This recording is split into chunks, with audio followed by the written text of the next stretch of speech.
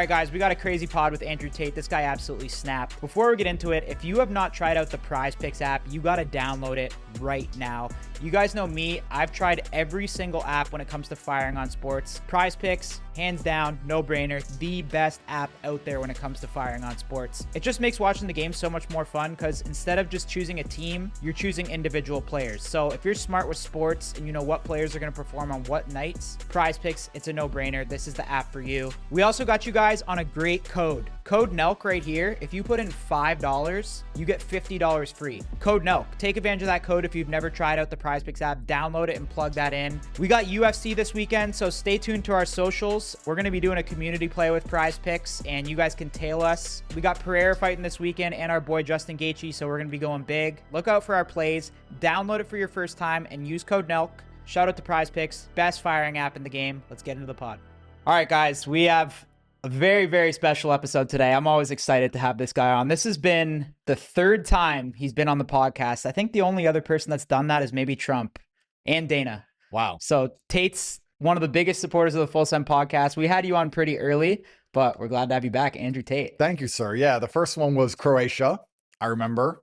That got me in a bunch of trouble. Then it was Dubai. Did that get you in trouble? No, what did I say in Croatia? I said something about why men prefer younger women because they've been fucked less than older women, and the feminists had a mental breakdown. I think that was the exact reason I lost Instagram, to be honest with you. Really? That podcast, yeah. Fuck. So let's do it again. Yeah, I have nothing left to lose. Yeah, you have nothing left to lose. They've taken my freedom. They tried to take my money. Of course, they couldn't find it all. They've taken all my platforms. They've took everything from me. So I have nothing left to lose. So let's do round three. That first podcast, I feel like that was that at like, I don't want to say your peak, but was that when things were like really getting fucking crazy? So let's analyze this. To answer that question professionally, we need to analyze exactly how fame works. And a lot of the fame in the world today is gatekept, right? So if you join a sports team, your gatekeeper is your manager or your team. If you talk out of line or say things you're not supposed to say, you're off the team. If you're in Hollywood, you have a manager. If you talk or say things you're not supposed to say, you can't be in movies anymore, you lose your manager.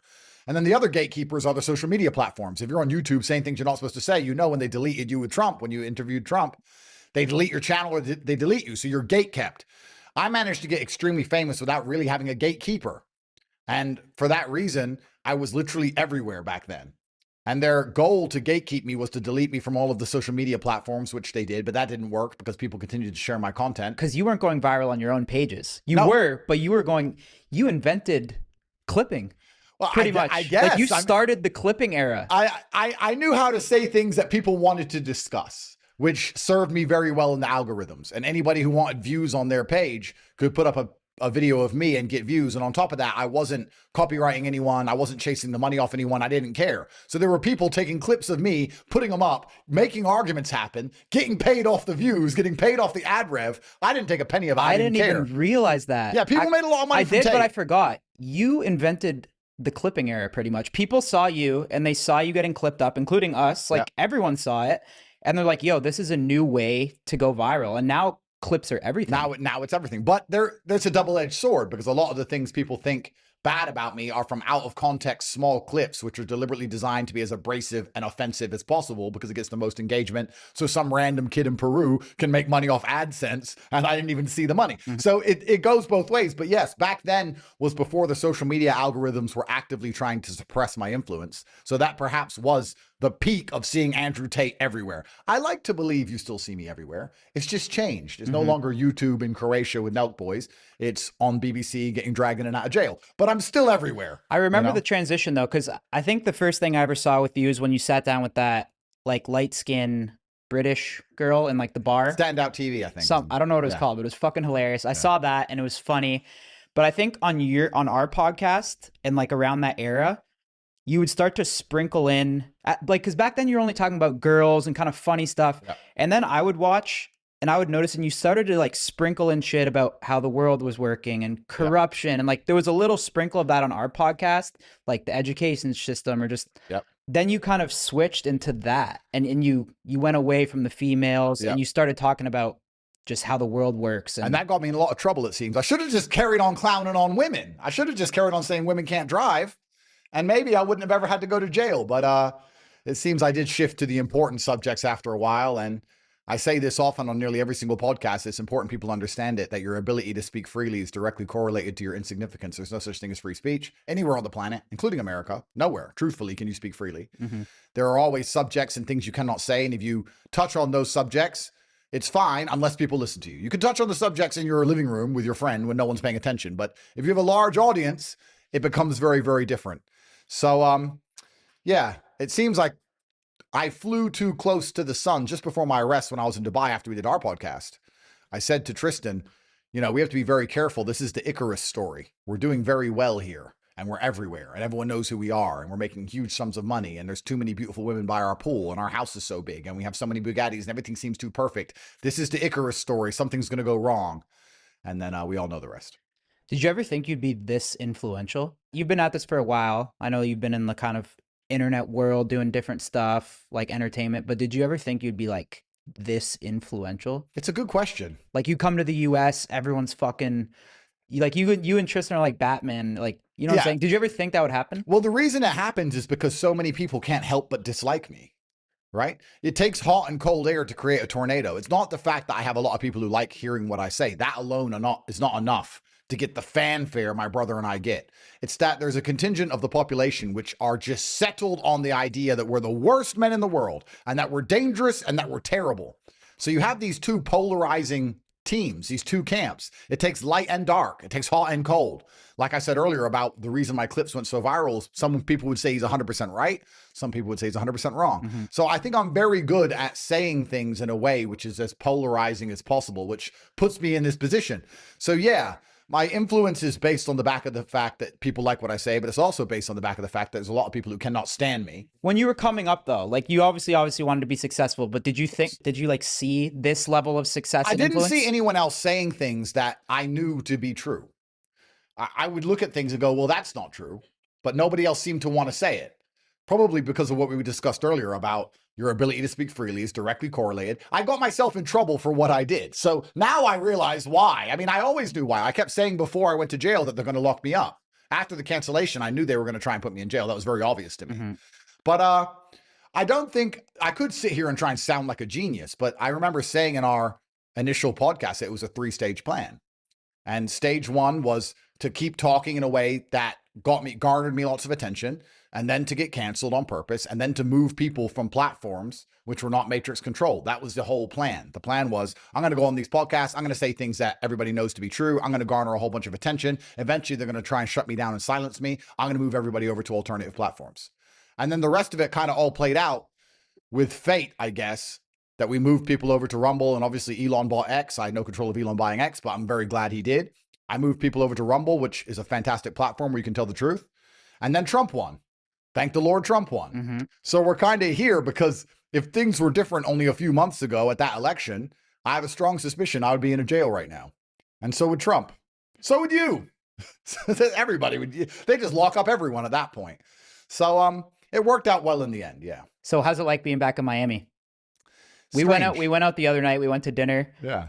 What'd you think of it? Yeah. Did you miss, like, you've been stuck in Romania for what? How long? 3 years. 3 years. Long time. Like, was it nice, like, seeing some Miami chicks or like, what it's nice? It's actually nice hearing like American words around you. It's nice hearing English. It's nice hearing American accents. It's kind of reassuring to know that, heaven forbid, if something happens to me here and I go to court, I can at least talk English. What'd you think of the Miami talent? I don't know. I'm retired from all those things now.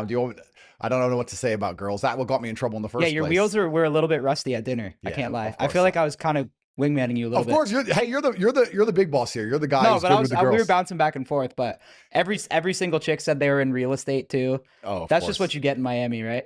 If you are into crypto or you're getting into crypto, you guys got to use the MoonPay app. MoonPay is the best app by far to buy and sell crypto. What I like about MoonPay is they have every goddamn payment provider on the planet on the app. They have Apple Pay, Venmo, PayPal, credit card, debit card. I can even use my ATM card on here. If you're holding different cryptos like Bitcoin, ETH, Solana, whatever you have, you can check all the prices in real time on one app. You don't need to bounce around to different apps. The game changer too is the customer service, guys. All right, 24/7, they are always there for you. MoonPay is is available on the iPhone App Store and the Android App Store, and I'll put the link in the description. Every single Monday, we do MoonPay Mondays on our X and our Instagram, where we give away $1,000 in crypto. If you guys want a shot to win $1,000, download the MoonPay app and DM us your username on X or Instagram. No strings attached. We choose a random winner that DMs us their MoonPay username, and we give away $1,000. Shout out to MoonPay, the best crypto app in the game. Let's get back into the pod.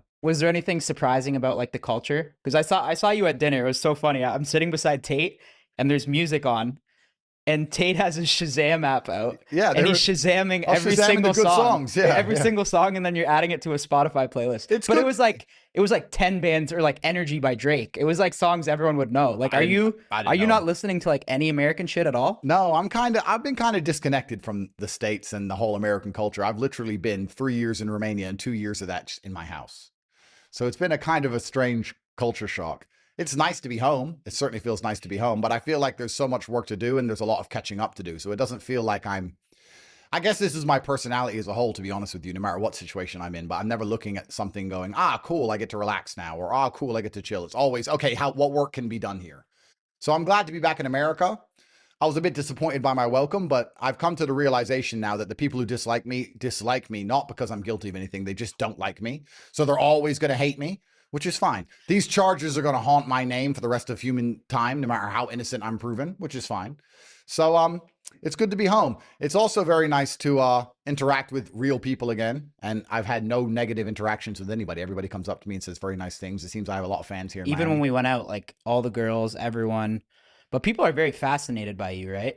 Like even the chicks, like they're kind of just like staring like, yo, is this guy a fucking real person? Well, I think that I have this strange reputation now. My enemies have given me the reputation of like a mob boss, a bad guy. Like Tristan and I are the Gambino brothers. Which is kind of sick, right? It's kind of cool. Yeah. I mean, let's be honest. Yeah. It's kind of cool to be like the rich, famous bad guy. Yeah. So, and we're not even bad guys. You guys are like real life fucking supervillains. Well, if you're like a cartel, let's say you're a cartel boss, right? You're in Mexico and you're doing real shit and you're chopping people's legs off and you're the head of the cartel, whatever.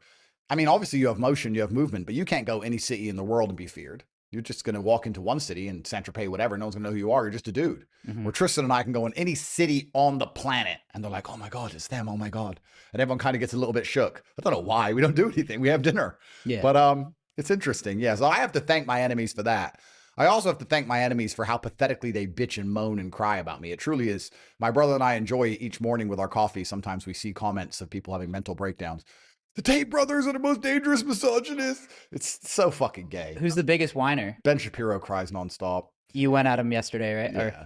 All these conservatives have mental breakdowns, but they do it in such a feminine frame. It's just hilarious. Which sucks because I do like Ben too. I mean, obviously he says a lot of smart things. Like I've been a fan of him and I'm a fan of yours, which is like, I feel like you guys are disagreeing on such like small things, right? I'm sure you guys agree on a lot of shit too. I'm sure we probably agree that dudes can't chop their dick off and become a chick. I mean, but that's pretty basic. I mean, I struggle to disagree with that. I probably agree on that point with nearly anyone on the planet. Would you ever do a one-on-one debate with him? Sure. Has that ever been talked about? I don't think he'd like to do it because next to me on camera, he's going to look extremely small and optics matter. You know? I'm a fan of both Ben and Tate. As a fan, I would love to see I'd love to talk to the guy, but he's just going to look like a midget. He has the problem which he cannot solve, which is that he's a very small man. He's smaller than my girlfriend, and he's going to look ridiculous sitting next to me. If he can fix that, if he can get a booster seat, then sure, we can talk about it. That'd be good entertainment. What else do you have planned while you're here? I know we might go to UFC and Power Slap. UFC, Power Slap in Vegas. Might do that. I've got a new penthouse I'm moving into. Going to do that. I have to. So you got a penthouse here? Yeah, bought a penthouse in Miami. Wow. Sold me. After that dinner with you, after hearing those few songs that I Shazammed, I thought, fuck it. So I bought a house here. Do you think you could name like any popular songs? Probably not. Like what if we went like, I am the worst. What if we went 10K a song guys, right now? I am the worst for popular culture. You can try. I am shit at songs. Let's do this. I don't watch movies. I don't watch TV. Let's do 25K a song. Fucking hell. Well, I pay you if I... No, you don't have to pay me. Oh, that's free money. So let's this go. is pretty That's much free like money. this is like the jet to Vegas. That's free money. All right, let's go. All right, let's go. We'll do 4 songs. Cool. But I don't watch movies. I don't watch TV. I haven't seen Game of Thrones. I don't know what all you cool kids are doing. I don't know anything.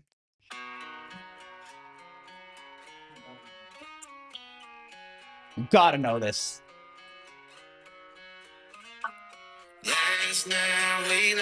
Liquor talk. I've heard it before.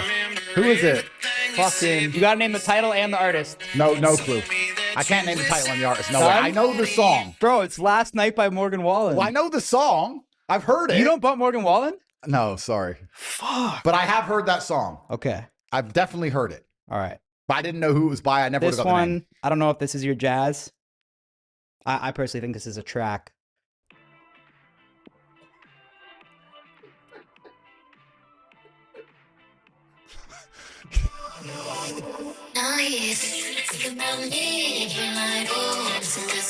Is it?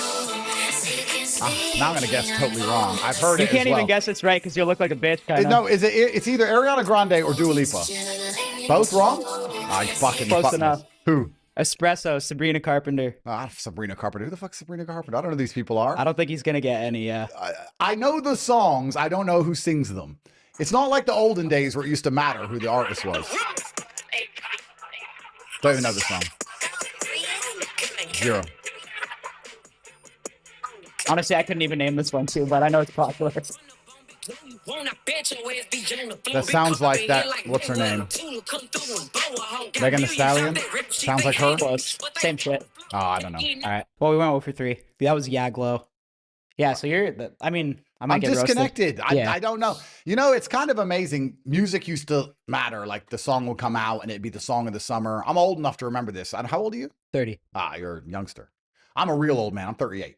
So I remember one song would be the song of the summer and everybody knows who sung it and it would be the biggest track ever and it would matter and everyone would buy the CD and you couldn't listen to it free online and you'd sit there and watch the music channel all day waiting for it to come on. Now there's just so much music being pumped out on Spotify. It's ridiculous. What did you listen to growing up? Like what's like nostalgic for you? The only thing that was playing in my house was my father's music, which was Bobby Womack. Usually it was like soul. What about when you're like a teenager though? When you like, have I really ever been that into music? I'm not sure. Like, do you listen to rock or rap? I listen to everything, and I like everything. I like good songs from everything, but I would never say I've ever been really into music. I've never been to a concert, ever. If I hear a song, I like it, but, you know, I don't. Should hit a Morgan Wallen concert. I mean, it's probably great. There's probably, you know, hot girls and cowboy hats. Good place to fall in love. I bet it is. But I've just never been, you know, I've never really been ultra fascinated with most things. I have this weird habit, which I'm going to admit now on this podcast, which will be used against me forever, but I never watch TV ever. And if I do watch TV, the only thing I watch are cooking shows. And I watch cooking shows and I get mad. They irritate me, but for some reason I'm addicted like a fly bumping into a lamp. I just have to sit there and watch cooking shows. And I get mad watching them because I'm sitting there going, okay, food is good. But the way these people talk about food and the mental breakdown they're having over food, like, are you fucking retarded? Like, who cares? It's cheese, bro. No, but it's the cheese and the cheese. Did you try that cheese? Oh my God, the cheese is late. And they start crying because they missed the dinner. And I just sit there watching, getting more and more frustrated until I eventually turn it off. Food is not that interesting. I mean, music's great, but it's not that interesting. I've never really been that into these things. I kind of feel like I've had a higher threshold for entertainment. And that has been a blessing and a curse because you're difficult to please. But if you're difficult to please, you're going to try and achieve amazing things. If you're trying to achieve amazing things all the time, you're going to achieve amazing things. Yeah. If you can wake up and have a cheese sandwich and put on fucking a song from Spotify and be like, today's great, well, then you're never going to do what it takes to go out there and actually be successful. If you wake up and say, I don't care about the food, don't care about the music, don't care about the sports team, don't care about the TV, don't care about any of that. I want a Bugatti, I want a jet, I want to work. So I've never been entertained by these things. I don't find them that interesting. I'm not against them. And I know what a good song is, but I've just got bigger fish to fry. Is that because you think it's like a waste of time? I've seen you say that before. Does your mind just never stop? If I had to be honest with you, I think my dopamine receptors are pretty fucked by now. I mean, I grew up completely poor and then I had 87 professional fights, which of course is going to be a huge rush. That's why fighters get addicted to it, because once you retire from fighting, normal life is pretty bland and mundane. And then I had the whole webcam thing and I had all these beautiful women work with me and I was making money with that. And then that went bust and I went broke again. Then I got filthy rich with Bugattis and private jets and hundreds of millions of dollars. Then I get thrown in a Romanian dungeon. Then I become the most famous man in the world. Then I'm stuck in Romania for 3 years in my house. Then I fly to Miami and land and it's a hero, everyone's fanfare. Like my dopamine receptors have been up, down, down, down. So someone goes, have you heard this song? I'm like, bro, who gives a fuck? Like I've done too many bigger things. It's like a man who's been to war. And then he comes back and they're like, do you want to watch this movie? He's like, not really. Like, I'm used to getting shot at. I don't give a shit about this movie. It doesn't matter anymore. So, at this moment in time, are you like happy? I wouldn't say I'm unhappy in any way. And I would say I'm happy, yes, but the whole idea of happiness in and of itself is skewed in the Western world, especially in the masculine frame, because there's so many men who are waking up complaining about the fact they're not happy, which is the strangest mindset I think a man can have. Because as a man, how happy you are has absolutely nothing to do with how you live your life and how you perform and what you need to do. How happy you are is a pointless measurement. So why do you even measure it at all? I would argue that as long as you're not distraught, as long as someone you love didn't die that day, heaven forbid that happens often, let's say a couple of times a decade, besides those days, you should be happy enough to go to the gym and perform and make your money and do what you need to do. Who gives a shit if you're particularly smiley or not? I think it's quite binary. This whole idea of how happy am I is the easiest way for a man to destroy his life. If you're chasing happiness, you're only going to do hedonistic garbage and achieve absolutely nothing important. If you wake up and say, I don't care how happy I am, I want to be proud of myself and I want to make other people proud of me, so I have to do all these things irregardless of how I feel, you're going to have a fantastic life. If you wake up and say, I want to be happy, you're going to chase silly hoes, drugs, and alcohol. But that's temporary happiness, right? Well, but how else can you get instant happiness unless it's temporary? To get long-term happiness is something that's only going to come from dedication and hard work, which requires short-term suffering. It's just delayed. So if you're dedicating yourself and working hard for the future happiness, but especially considering the fact that most people are never happy with what they get and you always want more, your life just becomes hard work and dedication and struggle and suffering. And that's what you just exist within. And you don't operate under the paradigm of happy or sad. To me, it's quite binary. It's not a scale of how happy am I. It's just, has something terrible happened today? Am I distraught? No, then I'm happy. It's almost like there's no such thing as cold. It's just an absence of heat. In space, there's no cold. There's just heat or there's no heat. Well, if there's no despair, heaven forbid a family member dies, if there's no despair, then there's only happiness left. I was happy in jail. I'm happy here. I'm happy in Romania. I'm happy if they arrest me again. I'm happy all the time because unless something truly devastating happens, it's the only frame I operate under. But to me, happiness isn't the giddish, smiling, look at me, I'm happy. That's for children and women. And as a man, truthfully, you get your contentment. I wouldn't even say happiness, but you achieve your contentment through making others happy. I feel content when my children are happy. I feel content when I make my woman happy. I get more from giving than receiving. That's why Christmas is set up the way it is and dad never gets anything. We give. We go to work. We struggle. We make money. We suffer so others can be happy because of us. It's not our job to be happy ourselves. You show me a man who wakes up and says he wants to be happy himself, I'll show you a bitch. Because that's not what you're supposed to do. As a man, you're supposed to wake up and say, all right, my life might be shit. I'm going to suffer. I may be miserable, but every single person I love is going to be happy instead. So you live externally, you live through them, you give them the happiness. So happiness is just a bonus. Well, happiness, because you can still take care of the wife and the kids and like be jacked and be happy. Of course, you can be, but it's not the be all and end all of the masculine imperative. Truthfully, if I had to choose between being happy or being competent, if I had to choose between being me with my influence and my competency, but with all of my stress and headache, or being happy as a nobody sitting in the park doing mushrooms, staring at the clouds like a dumbass, I would choose to be me, clearly, because I did. So I think as a man, unless you're competent and capable, no, but let's actually analyze this. Unless you're competent and capable as a man, you're not even prepared. You can't even love anything unless you're competent and capable as a man. That was funny. No. No, you're right, though. No, but this is important because this is why, you know, when girls have those loser dudes who are like saying, I love you so much, I love you. And the girl doesn't give a shit that the loser dude's telling her that he loves her. Why is that? Because the female is smart enough to understand on an intrinsic level that as a man, if you have no capability to give her things, if you have no competence, if you have no skills or use case, that your love is completely useless. It's like if you have a brother beside you who says he loves you with all his heart, but he's a complete pussy and he can't fight and you get attacked, what's his love worth? True. What's his love worth? Mm-hmm. So as a man, if you want to say, I love my wife, I love my children, I love my friends, I love the world, you can only have a love that is valuable if you're competent and you're capable. And you're only going to have that if you suffer. So if you want to have the ability to love other people, if I want to be a person who can wake up and realize I truly love my children, I truly love my woman, then the only way I can do that is to suffer enough to be a man whose love has value. If I wake up and say, I truly love the people I care about, but I want to be happy, so I'm going to go and sit in the field and take mushrooms and be a dumbass, well, then my love is completely valueless. Because when they call me and say, there's a problem, Andrew, you love me, fix it, I'm going to say, I can't. And men are nothing but success objects. We are valued by what we can do. We are competency objects. Females are sex objects. Men are, what can he do? What is he good at? That's all we're measured on, is our capability. I think happiness is the easiest way to destroy your own capability because you're too busy doing dumb shit. So when you ask me that question, the reason I gave such a long answer is because how happy I am doesn't cross my fucking mind. I wake up and I have things to do. I have bills to pay. There's millions to make. I'm going to do this podcast. I'm going to go home, and then I need to train, and I have a whole bunch of other stuff to do. Then I have to fix everybody else's problems. Then I got to talk to my children. Everyone's life is great but mine. Mine's been long, stressful, and busy. And I'm going to go to sleep, and I'm going to wake up. I'm going to do it again. There's no time for me to be happy in any of this equation ever. And if I choose happiness, if I decide to be happy, then I can't love the people I love properly, because then I become useless.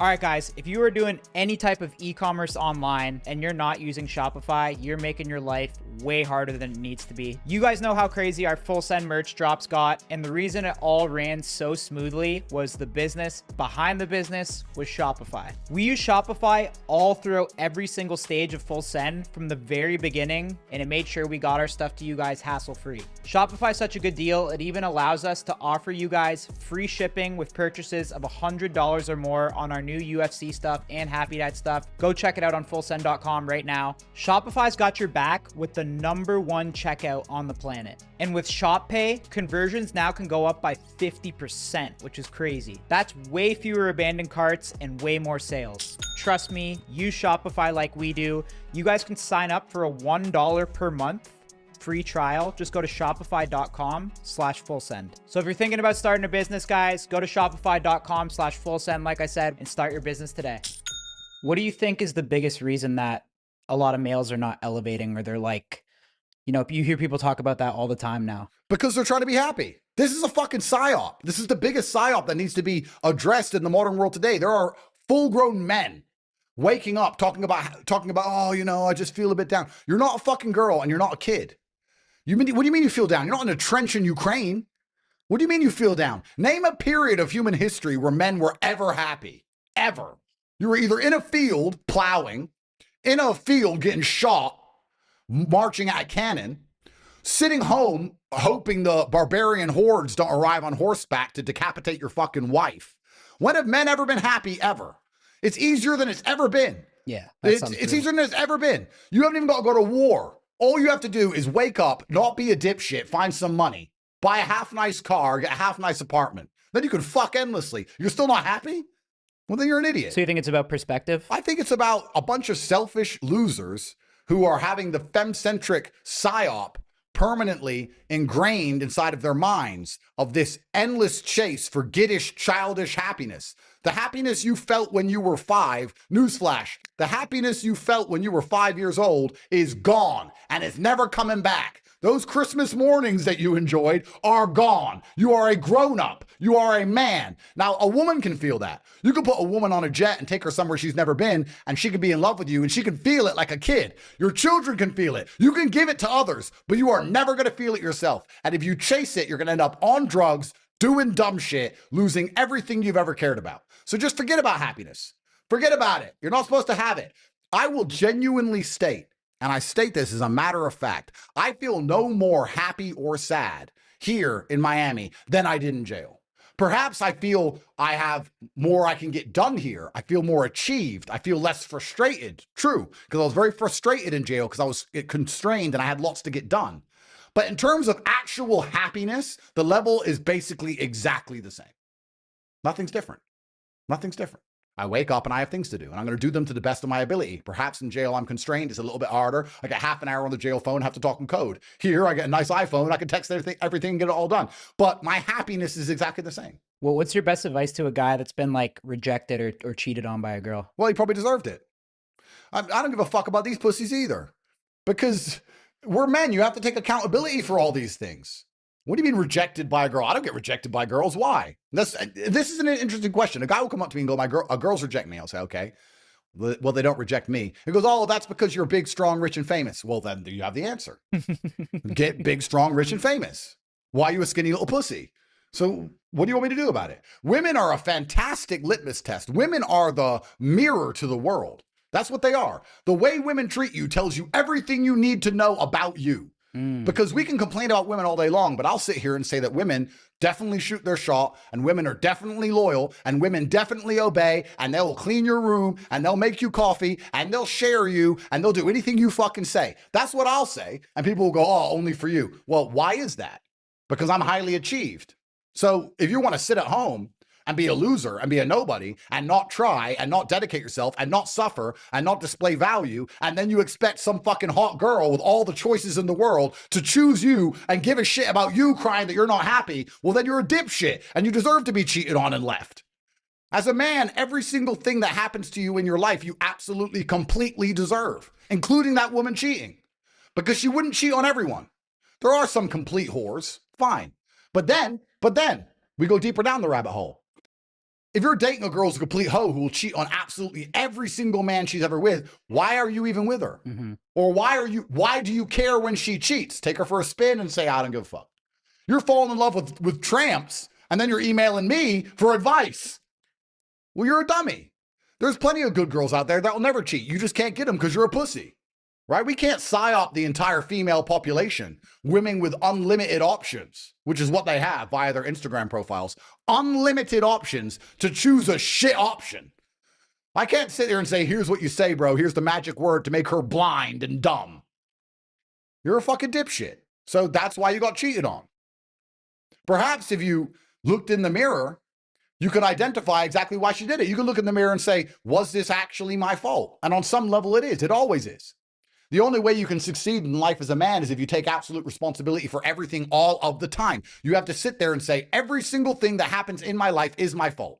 Even if it feels like it's not. Even if she cheats on you, every man goes, she's a hoe, she cheated, her friends made her do it, she went out, she drunk, da-da-da. Well, why is she hanging out with those friends? Why didn't you stop it? Because you told her not to hang out with them, she didn't respect you enough. So why doesn't she respect you enough? Your fault. Your fault. Why are you falling in love with a girl who doesn't obey you? Because you have no other options. Whose fault's that? Yours. Simple. You're choosing bad apples because you ain't got any good ones. When your boy's dating like a big like hoe though, sometimes it's tough to tell him like, bro, your girl's a hoe. Just laugh at him. Just laugh at him. Just say, yeah, she's a slut. She's going to cheat on you. And then she cheats and just give him no sympathy. Welcome to the real world, motherfucker. I told you. Like, but the amount of times I get asked about girls by dudes who don't deserve pussy is ridiculous. You're asking me about girls and you're worried about girl cheating. Bro, you're poor. You are broke and you are weak. What the fuck are you talking about girls for? You have bigger concerns to address. Like it really is amazing to me because I get this all the time. People come up to me randomly on the street. Oh, hey man, yeah, I love your content and my girl. You're a girl. You got skinny arms, pussy. What are you worried about your fucking girl for? It's unbelievable. If you get your shit right, it's amazing how quickly everything else falls into place. The best way to be good with girls is to be good with everything besides girls. If you're good at business and you're good with people and you're good, your body's in good shape and you're charismatic and you're smart and you're interesting and you're wise and you got a good network and a fucking yacht and a Bugatti and a jet, guess what? You can't get rid of them. You can't get rid of them. Before you know it, you have so many in your house, you get accused of human fucking trafficking. That's what happens if you get your shit right. But of course, if you're going to sit there and only focus on the girls with none of the other stuff, DMing them all day. What do I DM a girl to make her reply? You got 42 followers. The fuck you want me to say? That's the funniest question. What do I DM a girl? Yeah. But this obsession with girls, bro, girls are a mirror. Girls will tell you everything you need to know about who you are. And you need to start listening to what you need to listen to the feedback. Listen to the feedback and improve yourself. You can't blame women for trying to get the best they can get. And the sexual marketplace is drastically changed now. It's completely globalized. It's completely online. There's no such thing as finding a hot, little, beautiful girl from a small town.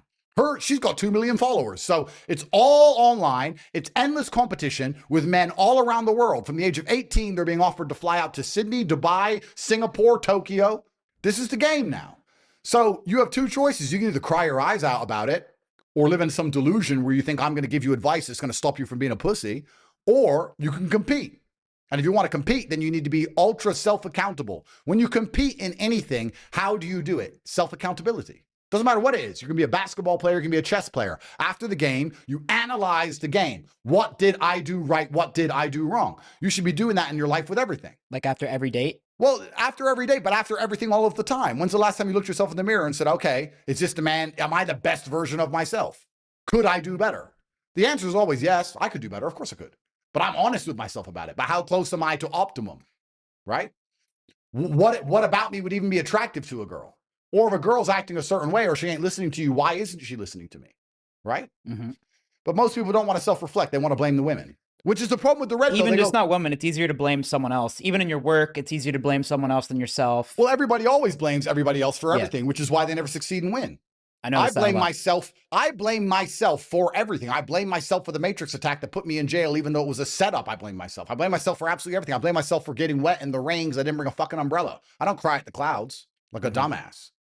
So you have women with all these choices on their plate, and you have the men who basically are so busy doing other fantastic things, they don't want the women who are getting them. That's what's so interesting. The men who are getting the women that everybody's chasing are the men like me who don't really even want them. I don't want to hang around with a bunch of fucking girls. It's boring. And I don't mean it disrespectfully. I wake up and I'd rather make money, do interesting, big, important things than sit around having fucking date night. I don't want to sit there and hold hands and watch a movie. It's gay. I don't want to hang out with girls. How's that gay? Because it's gay. But you're holding hands with a girl. Yeah, but who hangs out with girls in high school? In high school? Wait, when you're in high school and you see a dude hang out with a bunch of girls, what is he?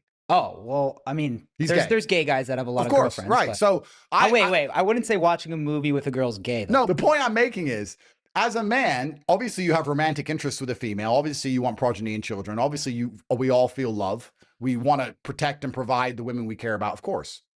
I understand all of that.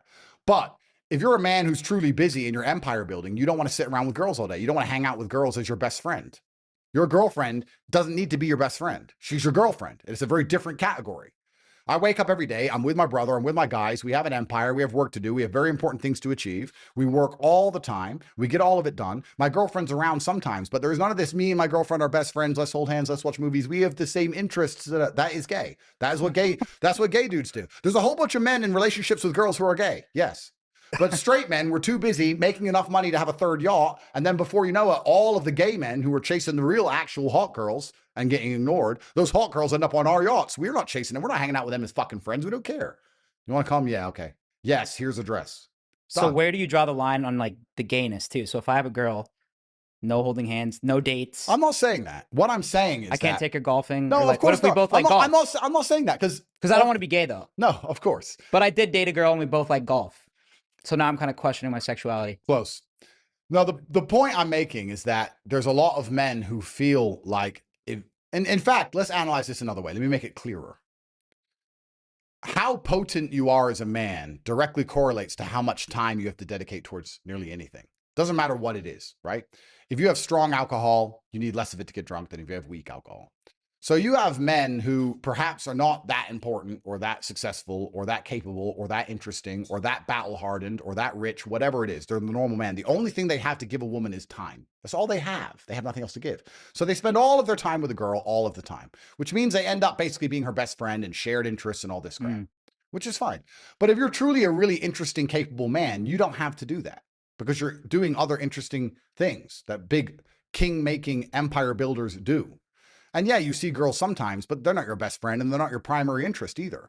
They're the side effect of your monumental achievements. It's very different than being sitting there with a girl all day, every day and saying, she's my best friend. I couldn't live without her. Yeah, we share the same hobbies. Oh my God, we like the same movies. Yeah, we do the same thing. That's very different than me and T saying, okay, all right, we have to fly to Istanbul to check on our yacht. Which girl's coming? Yeah, come. And put them on the jet at the back so they can talk girl shit. Me and Tristan could talk fucking yacht shit.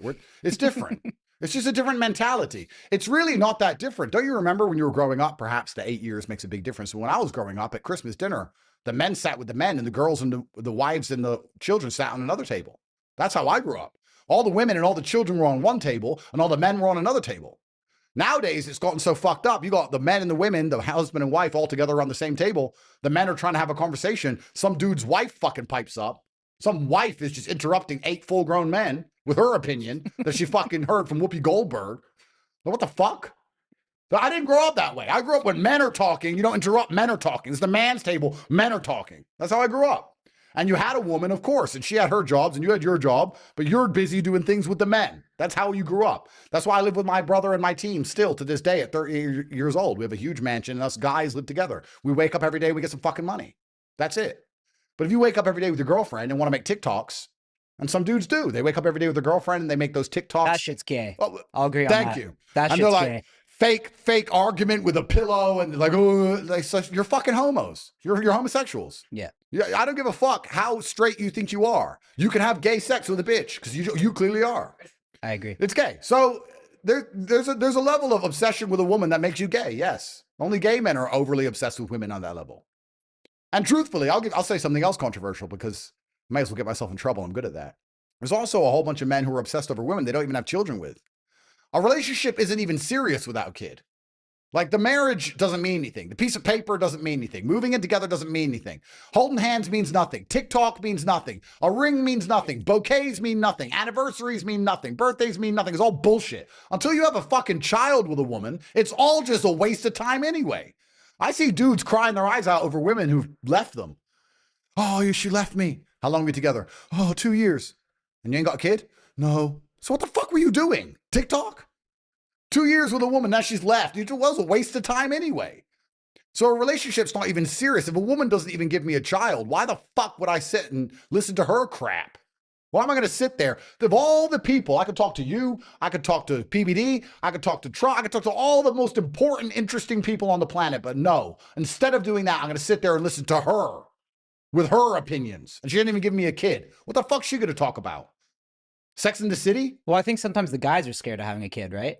Like if I was dating a girl for a year, don't you gotta be careful like who you have a kid with? Why? Like that girl's gonna be in your life forever then. No, she's not. The kid is. Well, you're still gonna have to interact with her and shit. She's gonna have to text you. You're gonna have to see her. You haven't got to see her all the time. You know what it is? It's kind of... What, you think I'm overthinking that? Of course you are. Because it's... I don't know. Maybe I'm just more militant. I don't know. Maybe, yeah. Maybe I'm just Well, you definitely are, but... Well, no disrespect. I'm busy. See you in 6 months. Send kid here. Thanks.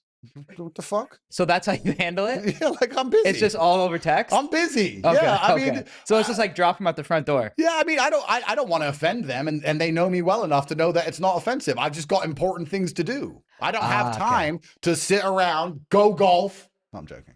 You're my friend. But no, you know what I mean. You don't like golf? You can throw... I'm shit at golf, bro. I've tried once and I quit. Yeah. But the point I'm making here is this. Let me surmise, because I've said a lot. Elon is putting rockets in space. Elon is one of the most important men on the planet. He's trying to fix all the government corruption. He doesn't have time to sit around and be a boyfriend. He's better than that. It would be a waste of Elon's monumental capabilities for him to sit around and play boyfriend and watch a shit movie with a chick. He knows it, and she should know it. I see what you're saying. They should have a kid. He should go back to work. That's what he should do because he is a very important man. Now, if you're Joe Schmo with fuck all else to do, cool. Sit around, make TikToks with your woman. Fine. I have better things to do. That's all I'm trying to say. No, that makes sense. What do you think about Elon when he took over X? Did you get reinstated right away? I got reinstated right away. Elon's a real G. A real G. He put me back on right away. Were you surprised by that?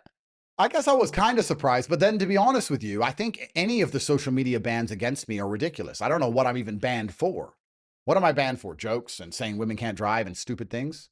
So I got banned for basically nothing in the first place. And Elon shows that when a CEO comes along who understands the truth of the world and isn't woke mind virus obsessed, that you can instantly get your platform back. I think the CEO to YouTube's changed now, hasn't it? Yeah, we met him at the inauguration and it was crazy. So like we said, our Trump interview got deleted 2 years ago. So I remember that was insane. It was insane, yeah. Right? So, and then we went to this was a YouTube party. The CEO of Google was there, the CEO of YouTube, and it was an inauguration event. So like PBD was there too, like Lex Friedman, and then there was a TV, and on repeat, it was all the content that people had done with Trump leading up to the election. Wow. And I'm like looking in the corner, and I'm looking at the TV, and I'm like, what? This is a fucking YouTube event. Like 2 years ago, our shit got deleted with Trump, and that was his first podcast he ever did. Yep. I think they're obviously, I mean, they're probably following the money at the same time, but the YouTube CEO seemed like, you know, he knew I was like an OG who knew all about our channel. So it seems like they're obviously going to have to get a lot more in touch with everything, yeah, right? It sounds like he's a balanced guy. I've heard from a few people, and they've all said he's a pretty sensible, smart guy. So, I mean, a reinstatement on YouTube would be That'd be great. huge. It'd be huge, yeah. I mean, they need to bring back our boy Steve too. Yeah, of course. I really think they should have done a hard reset, to be honest. Once Trump won again, everyone who was banned should just be unbanned. Let's reset, let's start again, and let's see who says what. Because even there's a lot of people who were banned a long time ago whose opinions may have changed. They may now be saying things different than what they used to say, or the public perception about certain things like COVID is completely changed. You get banned for COVID misinformation. Now we all accept COVID was a huge scam. So I think they should just do a blanket pardon and restart. You can always reban someone. Like, if YouTube were to reinstate me and think that I would have said things that were so devastatingly dangerous and they need to ban me again, then fine, strike me, ban me. But I think they should just do a blanket pardon. That's what I would do. It seems like that's what Elon did. Yeah. Elon just blanket pardoned everyone, put everyone back, and decided who gets to stay and who doesn't. And it turns out I get to stay because I say very important, interesting things. And I'm not even breaking any of the rules. I've never had a strike or a lockout or no problems on X ever. So I think that'd be a fantastic way to go around. It seems like they're all doing it, right? Even Zuckerberg, they brought Dana on the board. Amazing. Which is, I think, a bigger fucking W for Meta.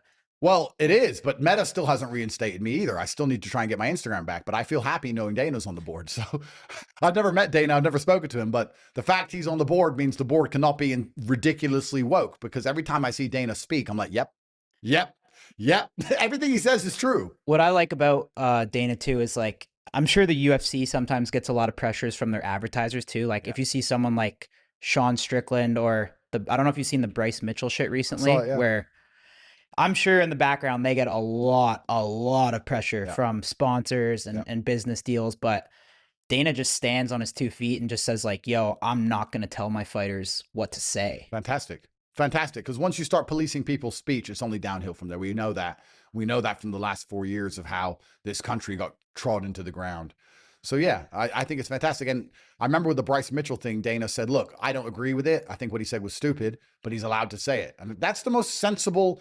What is possibly wrong with that point of view? That is so ridiculously sensible. I couldn't agree more. And the fact that Dana sticks up for his fighters as well, which is what you'd expect of somebody who runs the organization you fight for. Absolutely admirable. He's the GOAT. Yeah, he is. What else do you have planned while you're in the US? Is there anyone else you're going to link up with? I saw what's good with the Kanye interview. Yeah, Kanye tweeted at me. We kind of spoke a little bit.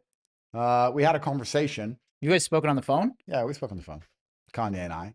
I would love to have that chat with Kanye. I think that would be an interesting one. It would certainly set the internet on fire.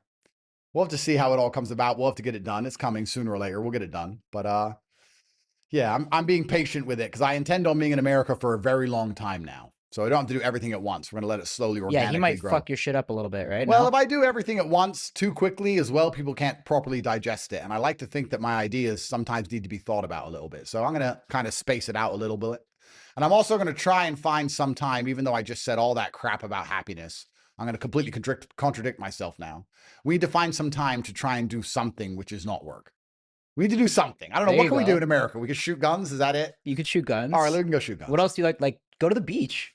That's not fun, bro. Just chill at the beach. I mean, you could work on your phone. No, that's depressing. What else is fun then? I love racing cars. What I loved about living in Europe was driving.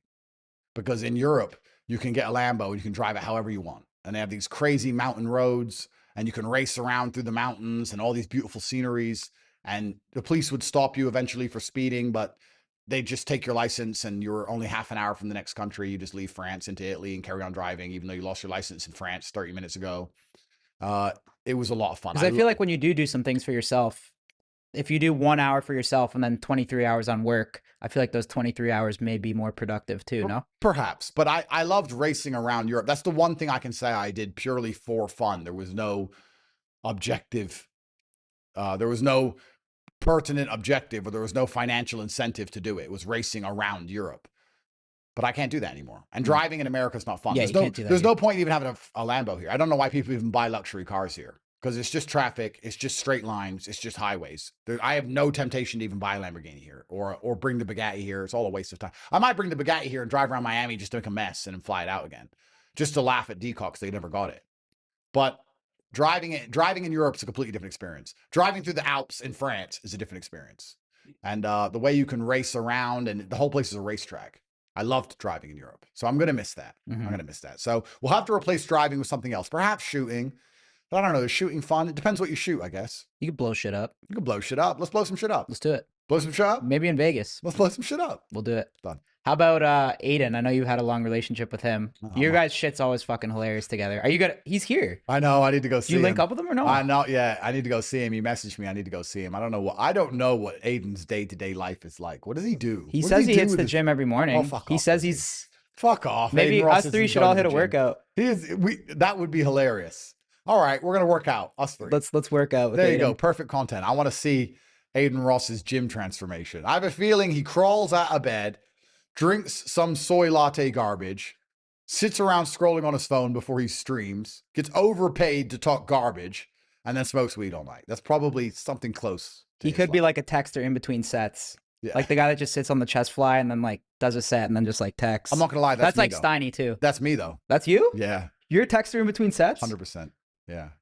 I know it's a bad thing, but I got work to do. Yeah, So I just sit there and I just conquer the machine and I just kind of sit there and text. But yeah, we'll see. We'll see how strong he is. I'm going to go see Aiden. That'll be interesting. That'd be funny. I have to get myself back into the American way, the American culture. It is so interesting how different Americans are than most other people, though. What's the main difference? You're a lot more open and friendly than most other people, which is, I guess, is a good thing. It's a good thing. Like if you sit down, I'm Canadian, so sorry for your. I'm sorry. It's not. It's not a good time. I feel sorry it's not for a good time right now. yeah, It's bad. But like if you sit down at a table with Americans and let's say there's like 3 girls or 3 guys and whatever, you sit down, you'll say hi to the guys and the girls will be like, oh, hi, where are you from? What do you do? Everyone's just very friendly. Whereas if you sit down with a table of 10 people in Romania, you'll say hi to the guys. You'll completely ignore the women. The women won't say a word to you and everyone's very cold and no one talks. And it's very different. America's a lot more open as a society, which is nice. Because they say Americans are dicks. No, I wouldn't say you're dicks. You can accidentally be very annoying when you're seen in like Europe or other, you know, and I'm American too. Loud and obnoxious. Yeah, loud, obnoxious. Yeah. Or just like I'm American too, right? I grew up here, but I left when I was 8. So I was effectively raised in Europe. Or like Americans will just walk in with like baggy shorts and like a vest and a hat, like into the most prestigious establishment and just wander in and they're just different than Europeans. You can spot them off a mile away. Like if you go to the casino in Monte Carlo and you go to the high rollers table, everyone's in a tux. And then you can go to Las Vegas where they're spending the same money and they're sitting there in like flip flops and shorts and a t-shirt and they're just spending 100,000 a hand. Like they don't try. Yeah. So that's what Europeans mock Americans for. Like nobody puts any effort into their appearance. Yeah. It's kind of a thing. One thing I think you should do while you're here or soon is eventually Joe Rogan. Do you think would you like to do that? Sure. That'd be a very interesting conversation. I don't think, you know, he was getting canceled heavily during the COVID days. But I think he's pretty safe now. He's not going anywhere. I was about to say that there was conversations of me doing Joe Rogan long before, because before I got arrested, he was down to have you on. Yeah. Before I got arrested, I was avoiding America. Here was my completely flawed logic. I thought, I'm way too large now. The Matrix is going to try and get me. Where is the current heart of darkness? Well, it's the liberal establishment of the United States. And we know that to be true because they were sending all their money with USAID to fund all this garbage all around the world. So I was saying, if I stay in Europe and Dubai and I stay out of American politics to the best of my ability, you're good. Then I might be okay. So I was being invited to America all the time for these podcasts, these huge ones, not just Joe, other very large ones. And I was saying to Tristan, it's Icarus. It's too close to the sun. If I go and blow Joe Rogan up, we're going to jail. So I tried to avoid all these things, but it didn't work because the UK Foreign Secretary and the Secretary of State, Blinken, signed off on my arrest with the Romanians. And they all did a big deal to get rid of me off the internet anyway. So I got wrecked anyway. So now I'm at the point, well, I may as well go all guns blazing. It's the same as Elon. Elon tried to be non-political until the Democrats promised to basically put him in jail and take Tesla off him and stop him launching rockets. So then he went all in on the Republicans. He knew Trump had to win or his whole life was over. So that's the position I'm now in. I've tried to avoid politics, but I'm actually as heavily involved as a man can be. I'm Trump's #1 soldier. And then I'm the soldier for Vance afterwards. And then I hope Candace or I win it. Because otherwise, America's done. I'll run for president if I don't see anybody who I believe can win it. I'll do it myself. Because if these psychos get back in power, my life's over anyway. As is Trump's. They would have locked his ass up. And a bunch of other people. All the J6ers would still be sitting in jail. So I'm fully committed now. So that's why I was avoiding America for a long time. And I was avoiding the largest podcasts like Joe. But now I'm in a position where I have nothing to lose. So I would love to do Joe Rogan. That would break the fucking internet. I would break the internet because also there's still so many things I haven't said. There's still so many things about the corruption involved with the justice system and the legal systems, not just in Romania, but in America and the UK. There is so much I know that I still haven't said because I still have to report to these people. But a day will come when light will be shed on the absolute insanity And this is why I want a lot of people at home to understand as well. I know this is not a particularly political podcast, but this is important. Whenever anyone decides to vote Democrat for any reason, let's say you have a mental illness and you want to vote Democrat, understand this, that you're being left at the mercy of not only foreign governments, because Democrats never got anybody out of jail ever. You're being left at the mercy of foreign governments, but also the Democrats use foreign governments to lock up people they don't like. So they'll look at you, Kyle, and they'll go, we don't really have charges on him in America, and we can't really try and make something stick here because there's law and it's going to come out that it's a setup, whatever. But he's going to India. He's going to India. They'll send a fucking cable, a diplomatic cable to India, get you picked up in India on some bullshit. Some police officer will pretend you had weed in your pocket when you didn't. You're now sitting in Indian jail. The Dems did it to you because they did it to me. You're voting Democrat. You're giving your government the authority to destroy your life anytime you go on holiday ever. Because they use foreign judicial systems. Because then they can sit there and go, the Indians are crazy. We're going to try and get him out and leave you. You got to be very careful. That's what happened. We have to be extremely careful as Americans now that the Republicans, one, stay truly Republican and are not infiltrated by garbage. And two, they stay in power. Otherwise, it's over for basically everybody. It's extremely important that happens. But then let's tie this to other things, right? This is why I even teach the things I teach. The reason I tell men, I don't give a shit about you not being able to get pussy. You need to get out there and get strong and be motivated and get as rich as possible is because there's no point having an army full of weak soy boys. They're not going to win any war. This is a war. I consider this an ideological battle.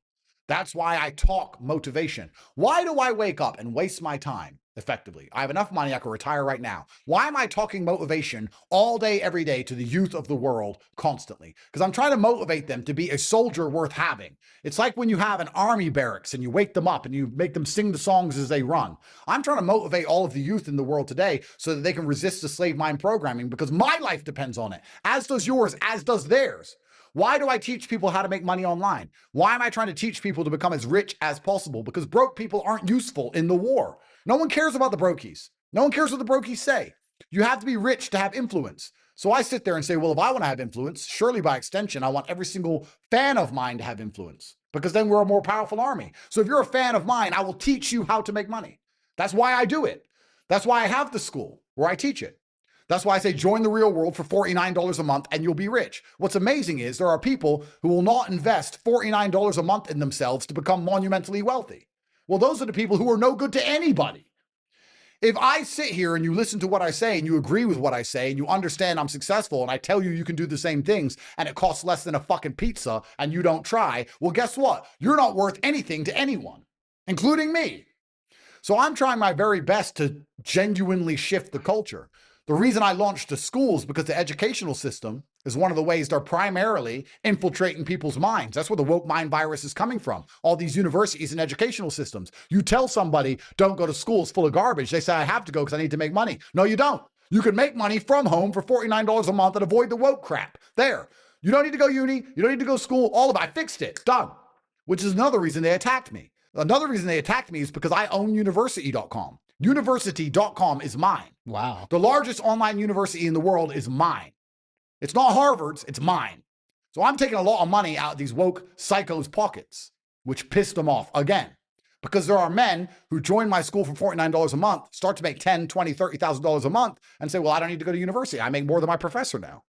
That's another reason they attacked me. I became target number one.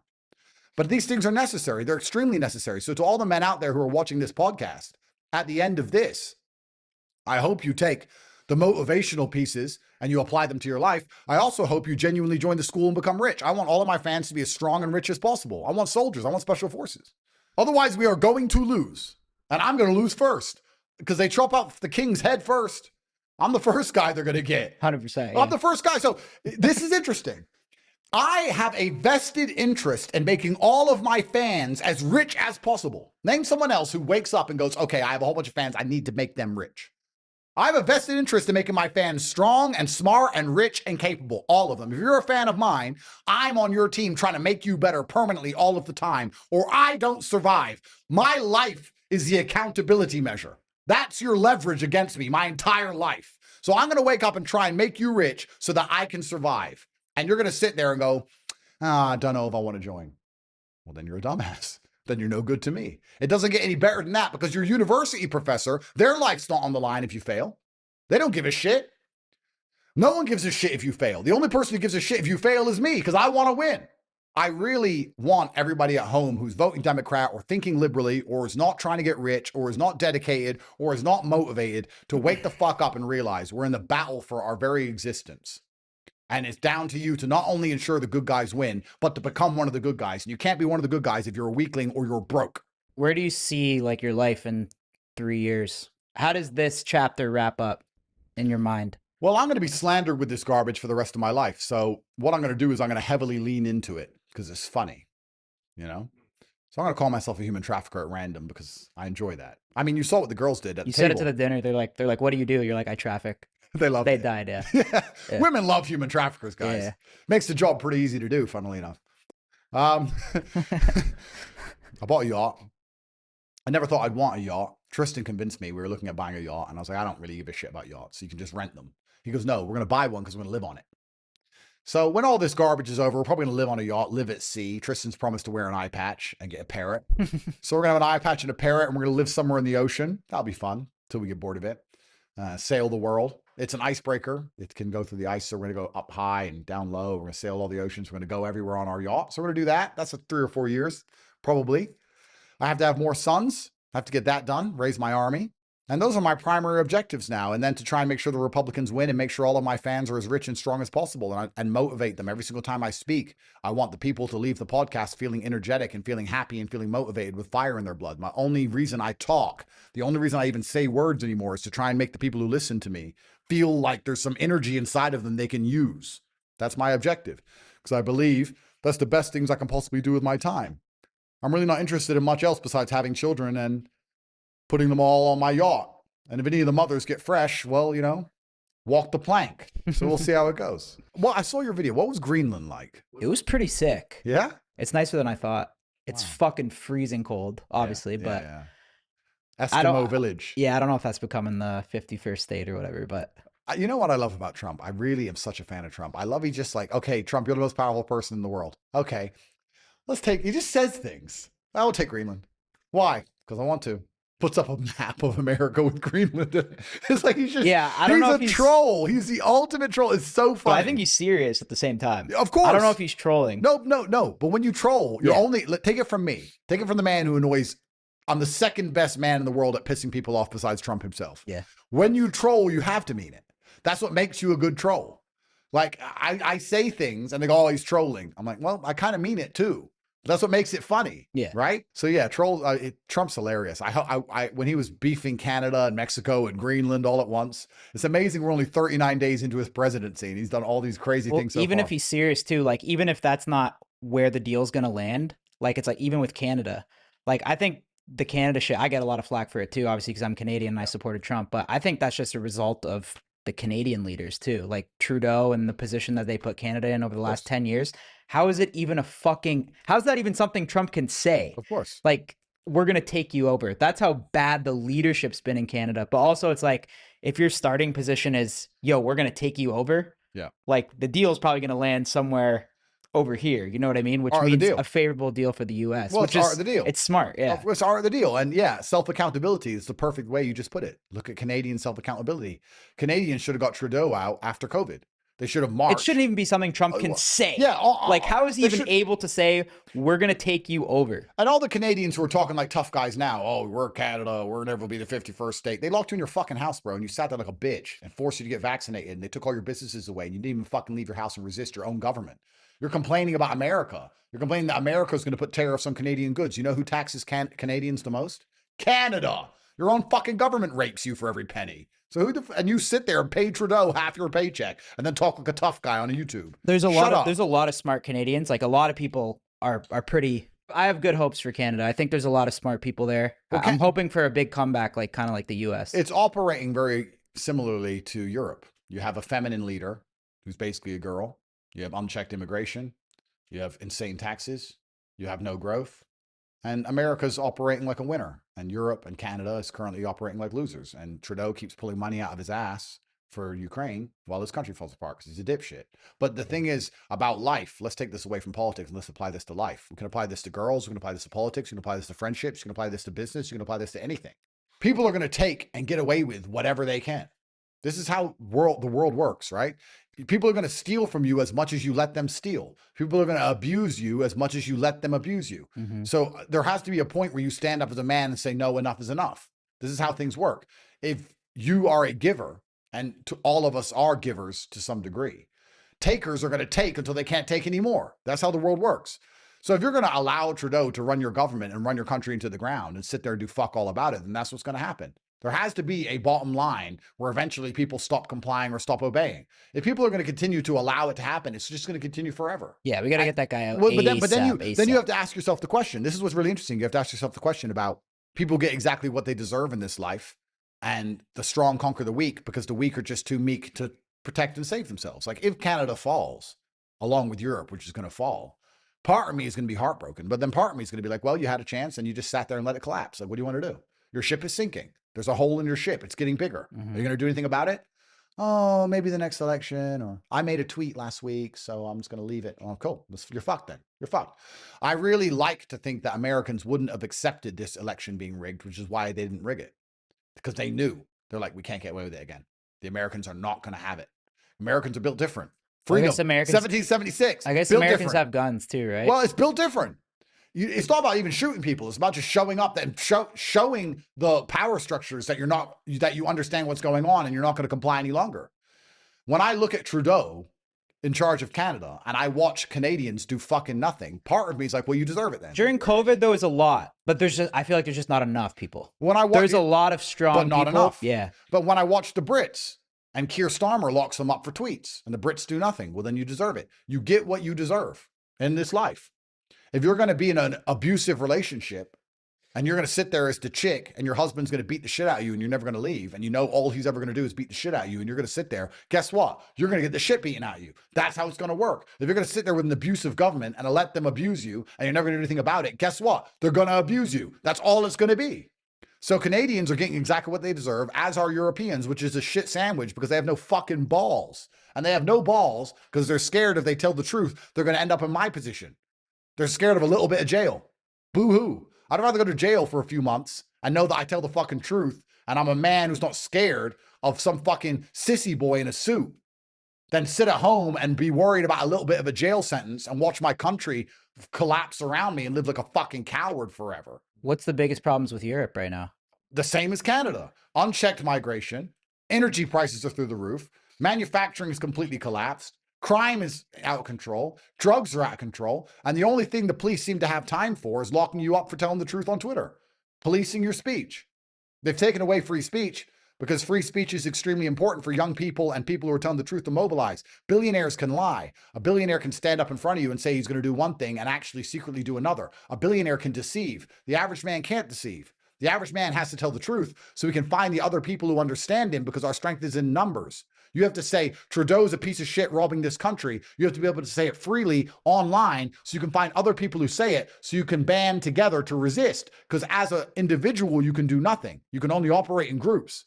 So you can't lie. You can't tweet a lie and say Trudeau's a good president because then you'll never find your kin. You never find the people who you can mobilize with.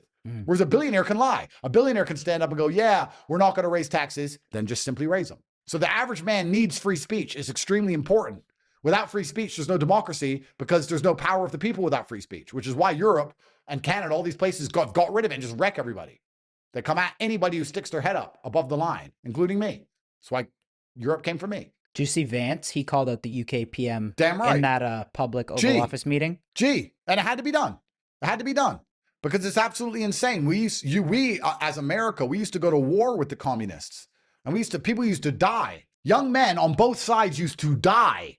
And our justification for these wars were they're communists. They locked their people up for talking. That was our reason to go to war. Yeah. And now we're calling the Europeans our allies after Zelensky sits and disrespects our president. And the next day, Europe put him on a little victory tour around Europe and hold him out, shake his hand like he's a fucking hero. These are our friends. What would you do if your friend did that? Your girl cheats on you and all your friends go hang out with her and tell her she's the victim? Mm-hmm. Are they friends? No. No, we haven't even got European allies. Fuck the European Union. We haven't even got European allies anymore.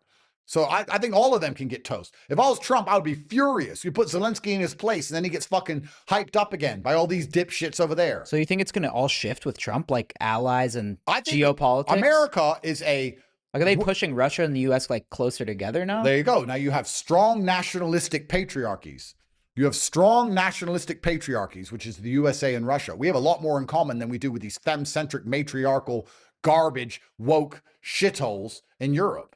This is the truth. We have more in common with Russia than we do with England currently. The average Russian man will understand the average American man just fine. You won't understand the average Brit who thinks it's wrong to tweet about the native people getting raped and murdered because there's unchecked migration. The average Brit will sit there and go, that's racist. And just Well, I sit guess there. you can't do too much free speech against Putin as well in Russia, probably, right? Oh, of course you can. Yeah. No, you can't. You can? No, you can't. Can't, yeah. No, You're you can't. fucked. But this is actually interesting. So let's analyze this. Free speech. This is an interesting conversation because America believes that as free speech. It doesn't. But every single country in the world has things you cannot talk about. Every single country in the world has off-limit topics. Mm-hmm. In Russia, it's Putin. In the Middle East, it's Islam. In Turkey, it's Erdogan. If you talk against them, you're going to get in a lot of trouble. Do you know what the American one is? What, speaking out against the Dems? Speaking out against the Jews. If you speak out against the Jews in America, you're going to get in a lot of trouble. So every single country has their off-limit topics. So there's no such thing as free speech anywhere. But that is different than having an ideological alignment. My point I was making between Russia and America is that they are nationalistic patriarchies, truthfully, in their homes, in their hearts, and in their governments. Whereas Europe are none of those things. Europe are not even nationalistic. Europeans, most of them believe that they should be replaced by third worlders, or that when they get killed by third worlders, it's just part and parcel of living in a big city. No big deal. Oh, we let a bunch of people in, they killed some of us. Oh, well, diversity is our strength. We don't have anything in common with these people anymore. So, and even on top of all of this, the fact they disrespected Trump the way they did by parading Zelensky around, truthfully, genuinely offended me. I found that amazing. I don't know what Trump's thinking or what he's going to do about it, but... Well, I guess he just cut all military aid, right? Yeah, he's cut all military aid to Ukraine. He also needs to cut all military aid and all financial aid to the European continent, all of them, because they all betrayed him. Like I said, if you break up with your girlfriend because she cheated, she's in the wrong. Any of your boys who are texting her isn't a friend. That's a snake. You can't have people in your circle who are not 100% aligned. Anything less than 100% support is sabotage. If I had a friend who was 99% on my side, he wouldn't be my friend. You're 100% on my side in all things. Well, even if I'm wrong, you're on my side. You're my friend. Does Europe kind of have to support Ukraine? Because like Trump says, the U.S. is the middle of an ocean in it. So, but Europe doesn't. It's right there. So don't they kind of have to support Ukraine? Well, just because Putin's going to be inching closer and closer. Oh, inching closer and closer. Very interesting. We talk about inching closer and closer from the Putin side. I know they've been doing the same thing. But doing the same thing. NATO's been expanding nonstop. That's all NATO have done. We've gone up to Russia and started this fight. We've walked at Russia and started this fight. Russia's done nothing but be very calm and they've gone to court 12 times, trying to organize it, trying to solve it in a very legal, very fair, very sensible way. The restraint and the patience that Putin has shown is truly remarkable. So Putin has no interest in invading. Because the one part of the deal was Ukraine can never join NATO, right? That's right. And then we started talking about it. Right. Putin has no interest in invading Europe. And everybody knows that. That's just scaremongering. Everyone is using this as a scaremongering tactic to extract money from their tax base. They're going to sit in France and say, we need to steal all your money, otherwise Putin's going to come. That's a fucking lie. And they know it's a lie. Putin wants to fix Ukraine. That's it. So no, the Europeans do not have to support Ukraine. The Europeans do not have to support all of this endless, mindless killing for a war that they can't possibly win. It's crazy how many people have died in that war too. It's not even being talked about. Well, like it's like what, 700,000 plus people? Europe, like I think people think of like the war in Iraq, yeah, like normal people, and they're like, that was a crazy war. But I searched that up. It's like 20,000 people in 20 years. Yeah. This has been like what, 3? I know, man. It's wild. 700,000. I know. That's fucking insane. Right? So this is another thing that makes me so angry. Just tying back into things we were saying earlier to move away from politics quickly is that 700,000 young men have lost their lives in a pointless war, which everyone's going to forget once it's over, that nothing even changes. It literally, truthfully, a pointless war. And you're alive and you're watching this and you're not motivated to make anything of yourself. Isn't it kind of amazing, like how hubristic and how stupid humanity can be? Like if I hear the number 700,000, I don't just think of it as a statistic. I think of 700,000 individual faces, 700,000 parents, 700,000 children, 700,000 girlfriends, 700,000 graves. I think of how many people that actually is. And I thank God I'm not in that group. And it makes me feel more motivated to live life than ever before. The second you say 700,000 people have died, I'm like, I need to make more money. I need to train harder. I need to be a better person. I need to go and spoil my children. I need to spoil my woman. I need to do more amazing things. I have to tell the truth. I need an even bigger platform. I feel motivated. I need to do good things. But there are people at home who will hear that number 700,000. It will go straight over their head. It won't motivate them. It won't invigorate them. They won't feel lucky. They won't feel grateful. They won't feel blessed. They won't feel anything. You know what they'll do? They'll sit down and go, oh, I don't feel happy. They'll still feel sorry for themselves like they're the main character of this fucking universe. They'll still feel sorry for themselves knowing that people their own age got dragged out of a car and thrown to the fucking front line and died in a ditch. And you're still feeling sorry for yourself. Why? Because the bitch left you. Wake up. It's incredible how lucky and how blessed and how fortunate every single person listening to this podcast is. It's actually incredible. All of us. None of you have any struggles that come close to a Ukrainian trench, including me. Even me with all my legal bullshit. You can put me in jail over a Ukrainian trench any day of the week. Any day of the week. No problem.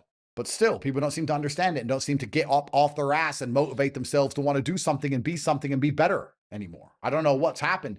The spiritual dampening that has been applied to the masculine essence is why they get away with enslaving us all in the first place. They've come along and made every man a soppy, weak, emotional pussy. They've taken away the masculine fighting spirit. Before you conquer a society, you remove its warriors. They didn't have to kill us. The Greeks and the Romans would walk into a town and kill all the military-age males to make sure there was no revolt. They didn't have to kill us. They took away our masculine essence.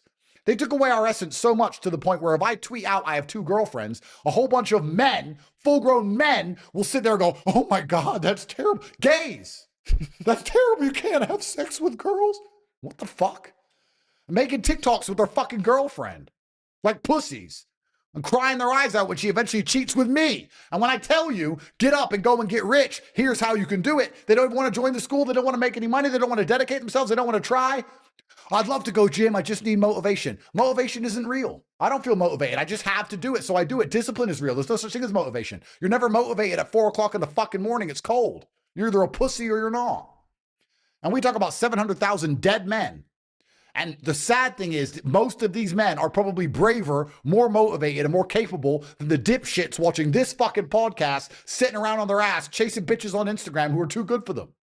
And they're going to sit there while all these fucking good men die, telling me they're sad and not motivated, and they don't know how to fucking achieve anything in their lives. Genuinely scumbag. If someone comes up to me and goes, oh, I'm not motivated, I'm sad, I'm depressed, I look at them and think, you're a fucking scumbag. What the fuck are you talking about depressed? You're a fucking idiot. You're an idiot. Of course she left you. I hate you. I just met you. I didn't fucking like you. There are people dying in a fucking ditch, bro. It's true. You're dying in a fucking ditch. And what do? You're sad about what? You ain't found the time to go to the gym. Why? You haven't worked on anything. You haven't dedicated yourself to anything. Why? Oh, I just don't feel like it. Well, you're a piece of shit. It's ungrateful to the universe. It's ungrateful to God himself to waste what he gives you. You want to talk about how you end up lucky. And I would argue that I'm a very lucky person. You know, on a long enough time frame, I can't think of a single time I've ever lost. It may look like I'm going to lose, but in the end, I always seem to win. You're not a quitter at all. Bro, I'm not a quitter. I'm a fucking fighter. I will squirm to the last second. You may try and strangle me. I am fighting to the last second. Think about this. I spent 3 years locked in my house in a questionable judicial system under a full media matrix attack and beat it. Who else can combat the mainstream media, the Romanian judicial system from their house with no money, all assets seized? 2 weeks ago, I was locked in a room. Everyone said I was toast. 4 criminal cases looking at 25 years in an Eastern European gulag. Bam, I'm in Miami. How do you do this? How does this happen? Yeah, it takes hard work. It also takes a degree of luck. Where does the luck come from? It comes from God. Who does God favor?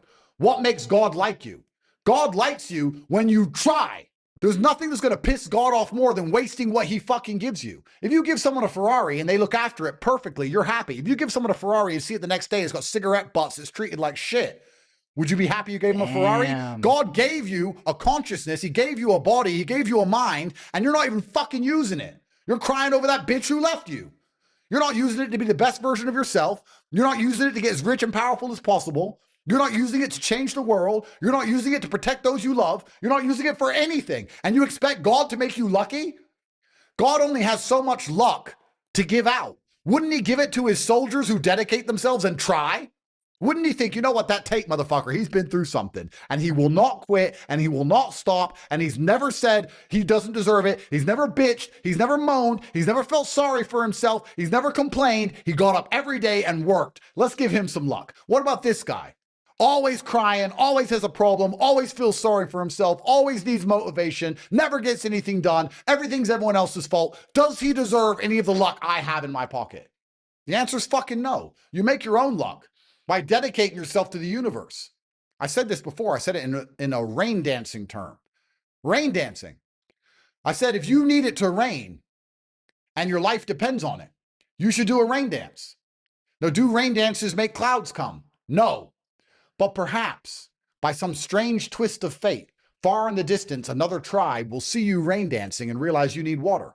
And they'll think, he needs water. And we need something he has. And they'll bring you water. If you didn't rain dance and just sat there waiting for it to rain, the water would have never come. There's no such thing as working too hard. You'd be amazed how if you just do work, how amazing things happen. I said this to Tristan when we were in jail.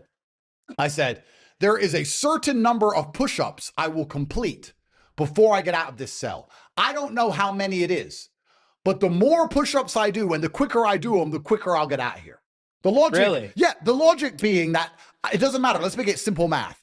I will do push-ups every day and eventually I'll be released. And that will be the total number of push-ups I had done that got me released from jail. That's what I believed. So I sat there and thought, okay, there's a certain finite number of push-ups that I will complete while I am in jail. So the faster I do push-ups, the more push-ups I do, the sooner I'll be out.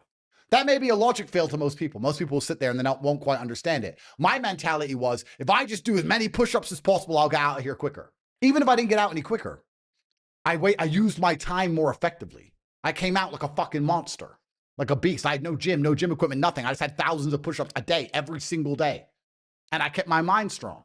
So I came out without mental damage so I could deal with the mainstream media storm. I truthfully understand why the banking cartels and why the hidden interests and shadow groups have no respect for human life.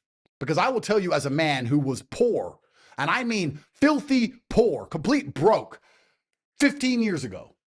Now, me as a successful man, when I see the average man not trying, I feel fucking distaste.